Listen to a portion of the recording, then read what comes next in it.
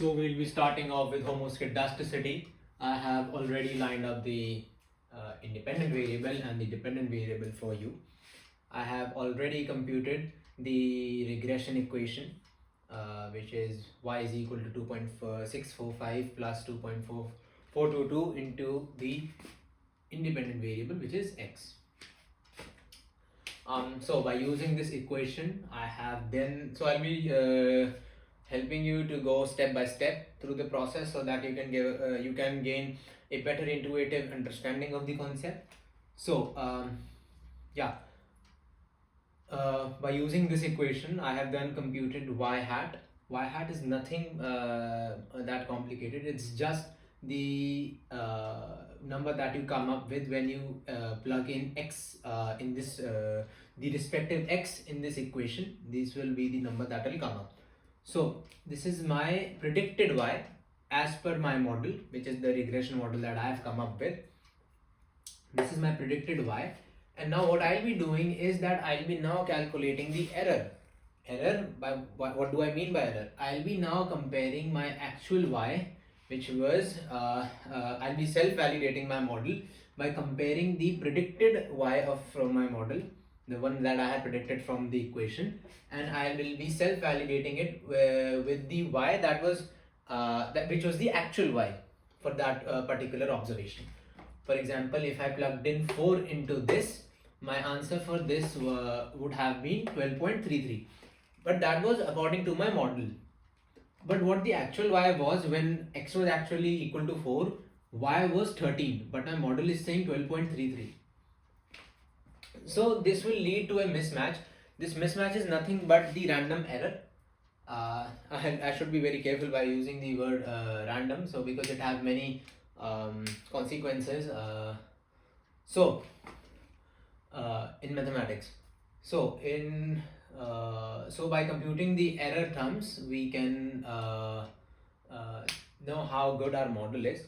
But the thing is, why have I done the square of each error observation? Why did I not use this to prove my homoscedasticity? It is simply because that I want to standardize my error term, so that I can build up on something which is more standard, because of the negative signs here, it is not very standard to use to even gain clarity upon the model. So I have calculated these error terms by subtracting 13 subtracting my predicted y from the actual y, which is 13, which came out to be 0.61, and which is same for all these observations. Then I have moved on to the error square by squaring each observation. Now you'll be getting why I have done this and what does it mean. So what homoscedasticity actually means by the definition. Homoscedasticity means that the variance of the error term squared should be consistent throughout each observation of x. Now that was the statement. Now I'll help you and try to have you gain more clarity on this.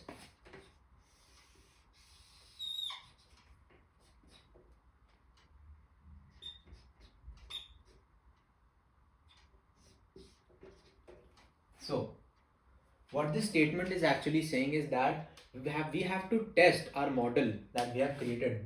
Our model, we have to test it by what? We have to test the error square against the x variable. We are not actually testing it, but we are just plotting it and checking for some patterns if there are any. So this is just a visual test. So I'll be telling you how you can detect if your model is homoscedastic or not. So this is my x variable, which is this, and this will be my error term squared, which is y minus y hat squared. I will be comparing this with this for each observation, just like you plot a scatter plot or anything. You will be plotting each of their value here. So when x was 4, my error term square was somewhere here, and let's say my error term square for this term is here, is here, is here, and is here, is here. Okay. Now this was for a very small observation of just 5 observations, but in practicality we'll be dealing with hundreds of observations. So our plot would come out to be something like this.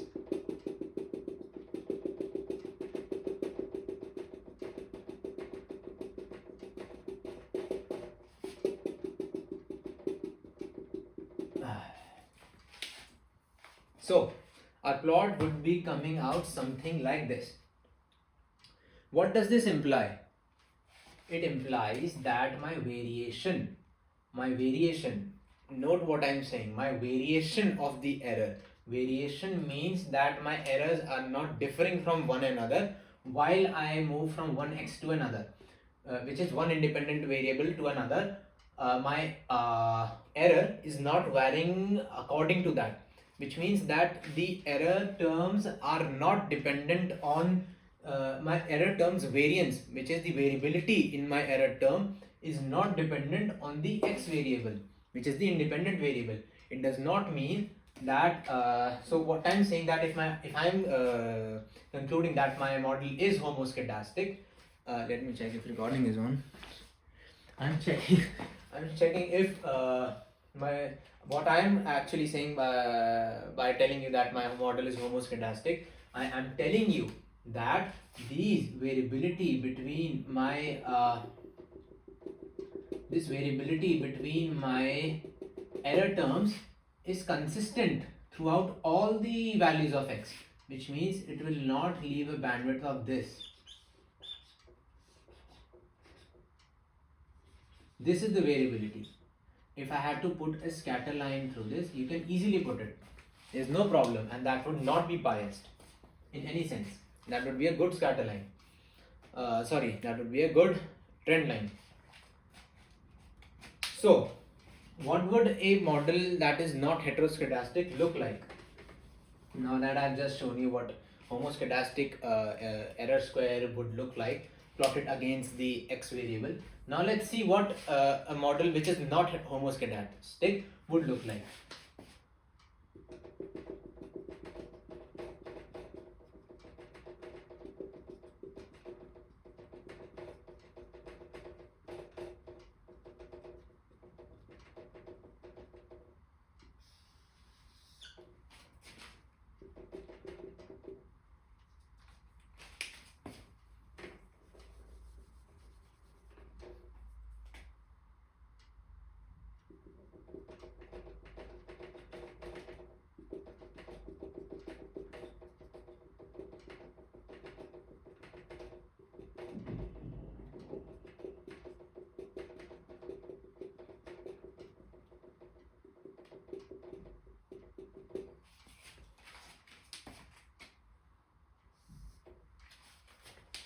I have tried to fit in a trend line, but it won't actually. So what does this mean?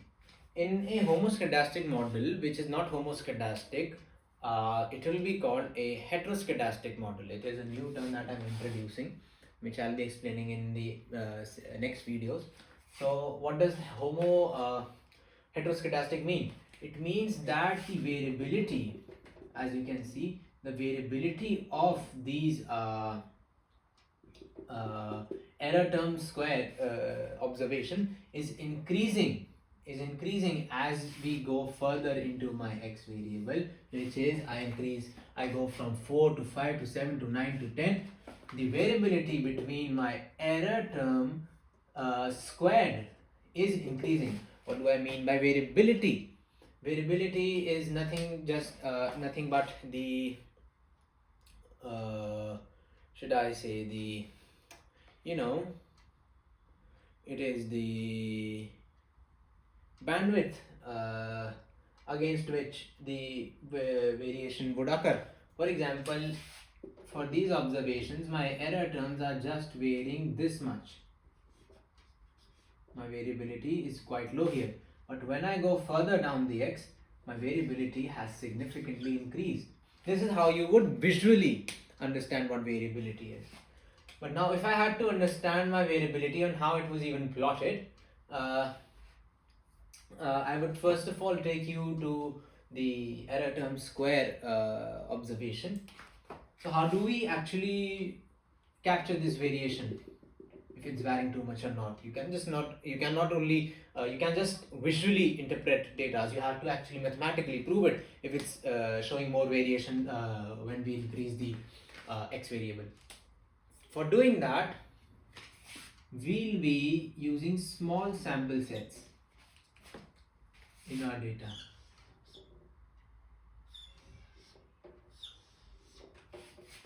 By using these small sample sets, actually this data is not sufficient. I had to keep the example very simple and simple for you to understand, for me to understand. I have kept it very small, so I'll be using a smaller set of data, and some small, which will imply I'll be using a smaller set of sample as well. But would it have been a bigger set of data, I would have used a larger sample to calculate the variance. So what I'll do is, I mean, it really doesn't look good like this, so I'll just make it a bit bigger. So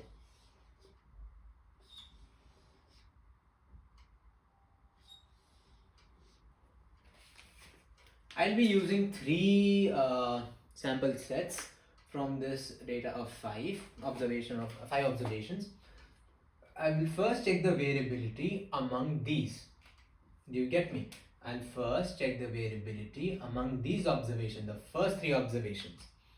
Then I'll be checking the variability among the observation 2, 3rd and 2, 3rd and 4th. And then I'll be checking the variation or the variance between the 3rd observation, 4th observation and the 5th observation. Now when I can conclude that the variation between the first set, which was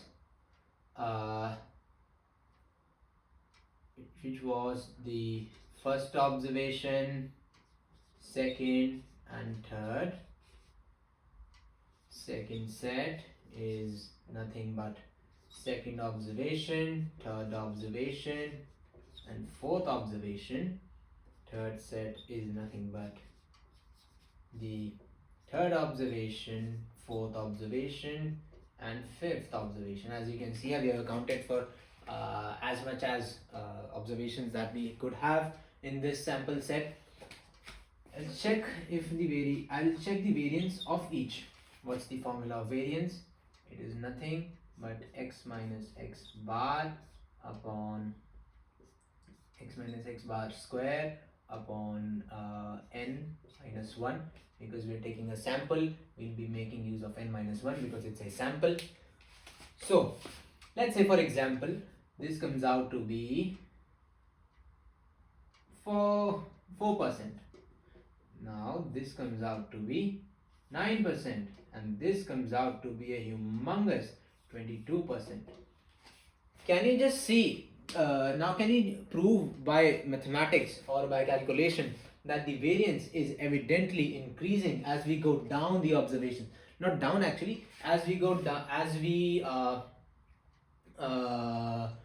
travel as we go down further in the independent variable, we can conclude that the variance between these errors is increasing. Now how have we measured that variance? We have measured it using this, and if this measure is increasing like this from a 4% variation to 9% to 22%, it's evident from a graph like this. This portion would show a 4% variation. This portion would show a 9% variation, and this portion would show, let's say, 22% variation. This is what homoskadasticity means. It is nothing just to check if our data, if our regression model is homoscedastic or not. So what do we actually get by concluding that our data is homoscedastic? We can conclude that the model, that the p statistics or the t statistics that we are using are not biased. which means that you can conclude at a 95% confidence level that we can reject null hypothesis or we can accept it. The statistics used to test this regression model will not be biased, it will be good if we conclude to prove it as a homoscedastic model. But this one that we have proved here is not, it is actually a heteroscedastic model wherein the variance is evidently not consistent throughout the observations of x. It is actually increasing as x increases. It increases as the independent variable increases.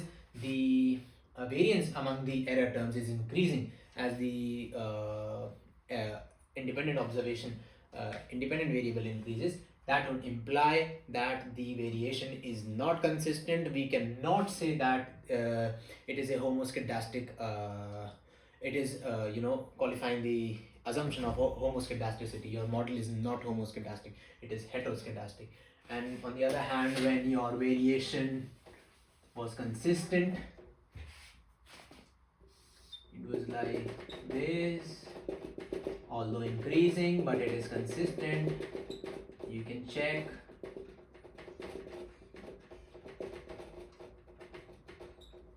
that it is within these lines. This, it will only move further here to here, it will not vary further than this. This is what variance means actually, and this is what homoscedasticity means. So in this video I'll be explaining you only this part. I don't think I have anything more to tell you. Yes, so in this video I'll be only explaining this much, and yes, so the rest I'll be uploading in the next videos. The next assumption, today I'll be covering homoskadasticity only. Tomorrow I'll be recording for independence of errors.